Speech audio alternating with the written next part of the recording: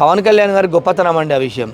ఎందుకంటే ఆయన సినిమా వచ్చినప్పుడు కొన్ని చిన్న సినిమాలు కూడా ఉన్నాయి కాబట్టి అందరికి కూడా సినిమాలు ప్రొడ్యూసర్లు ఎవరు కూడా నష్టపోవద్దు, ఎలాంటి ఇబ్బంది పడద్దు అని చెప్పేసి ముందు జాగ్రత్తగా వస్తే సరే వాళ్ళని ఎక్స్టెండ్ చేసుకోవడము కన్నా నేను ముందు రిలీజ్ చేసుకుంటా అని చెప్పేసి తీసుకురావడం చాలా మంచి విషయం.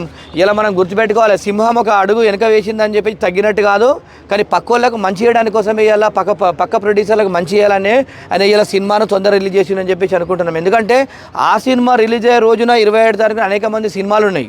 ఎందుకంటే ప్రొడ్యూసర్లు ఎవరైనా వాళ్ళు బ్యాంకులు లోన్లు తీసుకొని ఆస్తులు తాకట్టు పెట్టుకోనో డబ్బులు పెట్టుకొని సినిమా ఇస్తారు, వాళ్ళు కూడా ఇబ్బంది పడద్దనే ఉద్దేశంతో ముందుకు తీసుకొచ్చిందని చెప్పేసి నేను అనుకుంటున్నా.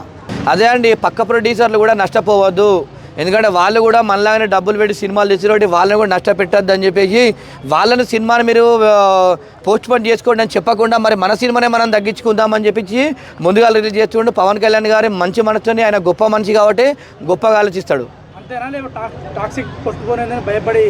భయం ఏం లేదండి, పవన్ కళ్యాణ్ గారు 11 సినిమాలు వరుసగా ఫ్లాప్ అయినప్పుడే భయపడలేదు, ఇప్పుడు భయపడతాడని అనుకోవడము కరెక్ట్ కాదు. భయపడాయినా ఏదైనా కూడా పక్క వాళ్ళ ప్రొడ్యూసర్లను హీరోలను వాళ్ళ భవిష్యత్తులు నాశనం కావద్దు, వాళ్ళు కూడా గొప్పగా ఉండాలి, మంచి ఎదుగుదలగా ఉండాలని చెప్పేసి ఆయననే ఒక అడుగు వెనకకేసాడని చెప్పేసి నేను అనుకుంటున్నా.